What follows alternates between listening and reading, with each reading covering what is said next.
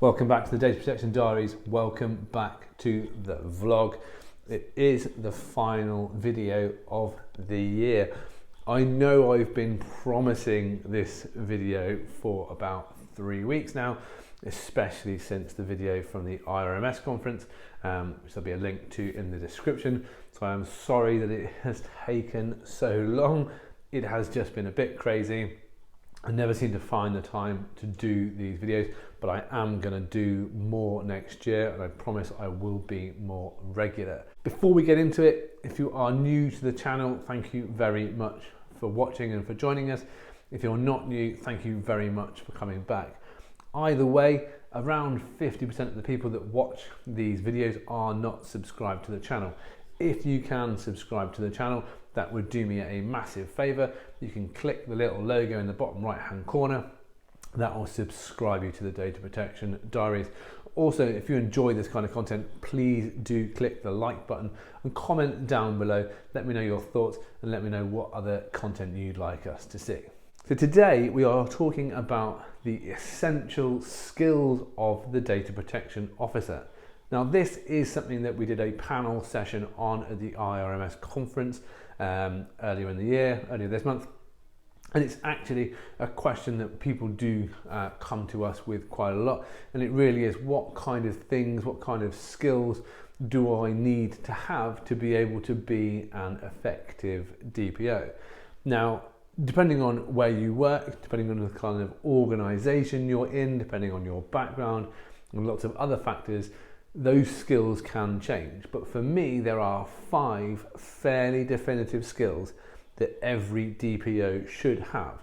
Now, they may not be the skills that you think you should have, but they're definitely the skills that you should be looking at and considering if you need or if you are looking for a career as a data protection officer. So today we're going to go through those 5 essential skills. So essential skill number 1 for anybody wanting to even work in data protection, let alone wanting to be a data protection officer, is the art of communication. So being able to speak to people, be they people on the front line, so operational staff, people working down on the call center, dealing with customers, people working in retail, working out the front, dealing with customers, those kind of front of house, really pivotal, important people. And then also being able to communicate with the very top tier of the organization.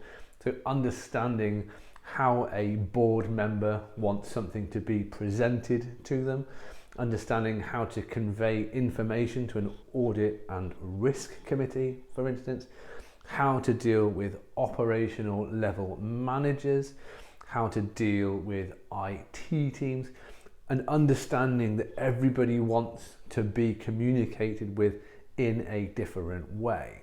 Now, that's not to say that you have to change who you are or you have to change the language that you're using. It's about understanding what people's needs are. It's about understanding how to communicate your needs, your requirements, and your desires to those people effectively. So learning the skill of how to talk to different people from different parts of the organization and being able to communicate effectively is the first one of our essential skills. Essential skill number 2 for me is all about being analytical. So being able to take complex information, be it regulation, be it law, be it varieties of guidance, and being able to analyze that information and take an analytical view that you can then use to disseminate that information throughout an organization is absolutely critical. There is so much information out there in the world, so much guidance. There's varying laws in every different country. There are different approaches, and being able to analyze that information, understand what's important for your organization and important for you to deliver your role, and then being able to digest that so that you can push that information back out to the business is an incredibly essential skill. It's a skill that can be learned. It's a skill that can come over time, but it is also a skill that many people just possess as kind of a natural talent. I see a lot of business analysts, and those business analysts become very good privacy analysts. A good business analyst is also good for delivering something like a gap analysis, so understanding how the regulation and the law can affect an organisation, and understanding how those things are being married up through documentation, understanding what guidance is in place, are very, very essential skills when you're trying to create frameworks, when you're trying to educate and make a business aware of its obligations. Essential skill number 3 is patience. Now, I don't know how many times I've said this, and I don't know how many times it gets said, but compliance is a journey. It is not a destination. Compliance in itself, whether you're doing data protection, whether you're doing general compliance, whether it's financial or environmental, it doesn't matter. Compliance takes time. You have to have patience. You have to learn and you have to understand that change is a gradual process. Depending on your organisation, depending on their risk appetite, depending on the culture, will depend on how fast you're going to be able to invoke those changes, how fast you're going to be able to make those things move through your organisation, and how quickly you're going to be able to have an impact. So you have to be patient. You have to be able to sit back, take stock of where you are, look at your journey, look at your plan, and know that as long as you're doing the right things, as long as you're being analytical, you're understanding what is important to the business, you're communicating effectively, then those changes will come, but it will take time. So you have to absolutely be patient, and that is a skill that is not always easy to have. Personally, I'm not a very patient person. I can rush things a little bit sometimes.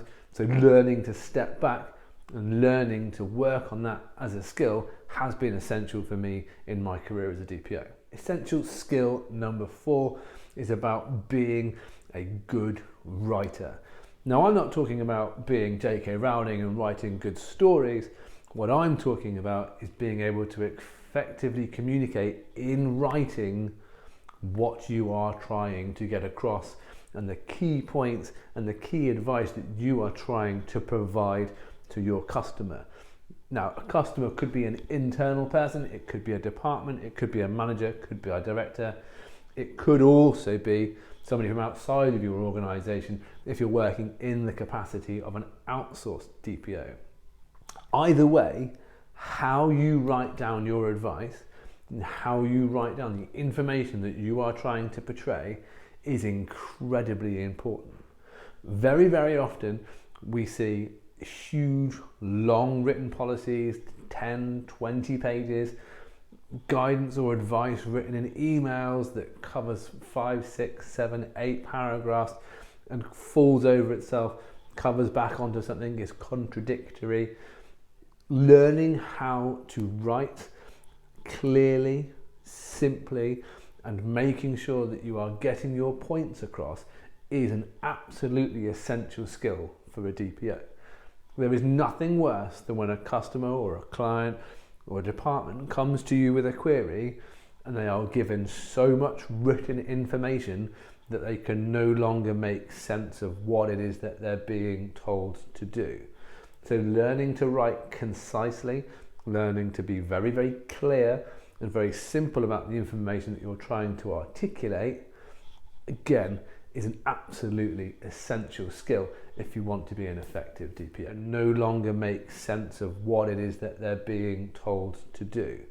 So learning to write concisely, learning to be very, very clear and very simple about the information that you're trying to articulate, again, is an absolutely essential skill if you want to be an effective DPO.